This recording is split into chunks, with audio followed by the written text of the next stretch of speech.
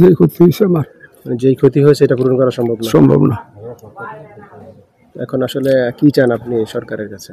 সরকারে যদি আমার সাহায্য করে দেয়, একটা ঘর করে দেয়, সেসব ভালো আর কি। ঘর করে থাকতে পারতাম না। আপনার পরিবারের ছেলেগুলো এবারের বন্যায় কুমিল্লায় 17টি উপজেলা 14টি উপজেলায় প্লাবিত হয়েছে। এর মধ্যে প্রায় 1,10,000 পরিবার তাদের বাড়িঘর হারিয়েছে। আমরা দেখেছি যে কুমিল্লার বুরুচিং এবং ব্রাহ্মণপাড়া উপজেলায় কিন্তু বন্যা ব্যাপক ক্ষতি হয়েছে। এই মুহূর্তে আমি যে স্থানটিতে আছি এটি হচ্ছে কুমিল্লার বুরুচিং উপজেলার 16 নং ইউনিয়নের ইন্দ্রবতী গ্রাম। এই ইন্দ্রবতী গ্রামে অনেকগুলো ঘর ভেঙে গিয়েছে। তার মধ্যে সবচেয়ে যে মর্মান্তিক এবং কি সমস্যায় জর্জরিত হচ্ছেন এই ইন্দ্রবতী এলাকার আলী আহমদ। এই যে ভাঙনটা হয়েছে আবার, এর আগে এই ধরনের বন্যা আপনারা কখনো দেখেছিলেন কিনা? এইবারের মতন ভাঙ্গা দেখছি, কিন্তু এই বছরের মতন এইরকম ভাঙ্গা কোনো সময় দেখছি না। আমার 92 বছর বয়স। আপনার 92 বছর বয়স? জি, আমার 92 বছর। 92 বছরের ইতিহাসে আপনি এই ধরনের বন্যা কখনো দেখেন? জি না। এই ঘরটা করেছিলেন, এই ঘরটা কত সালে করেছিলেন মনে আছে? এই ঘরটা আপনার পাকিস্তান আমলে করছি, পাকিস্তানের এই মধ্যম টাইমে।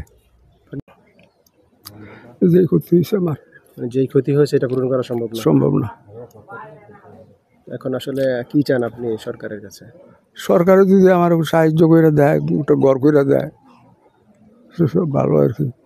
ঘর করে থাকতে পারতাম না। আপনার পরিবারের ছেলেগুলো? যেই বাড়িটিতে আমি আছি এটি হচ্ছে সুমনের বাড়ি।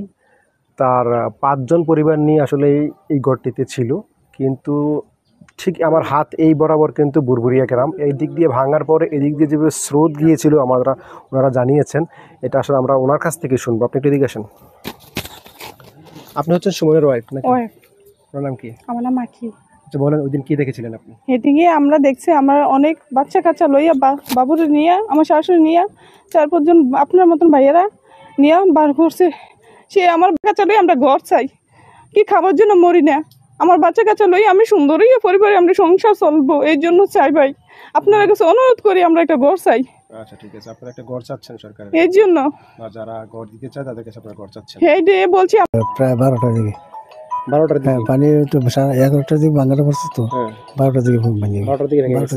তখন আপনারা ঘরে কে কে ছিলেন? আমার পরিবার আছে, আমরা তখন বাড়ি গেছি। দুজন বেরিয়ে গেছে। ঘরে মালামাল ছিল? মালামাল আছে, এখনো আছে মালামাল মাটির নিচে। ওই সময় তার কোনো মাল ছানা বার করতে পারিনি, অনেক সময় তো চলে গেছে।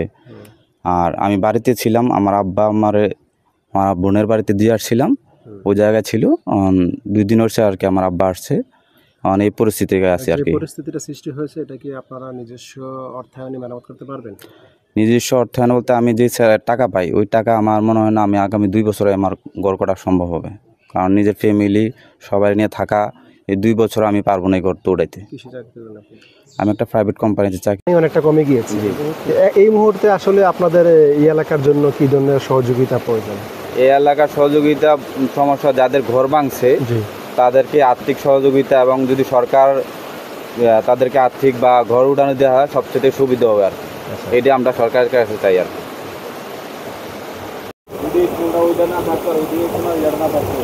পানি স্রোত মনে করেন আরো ঘরের মাঝে মনে করেন আরো বলা পানি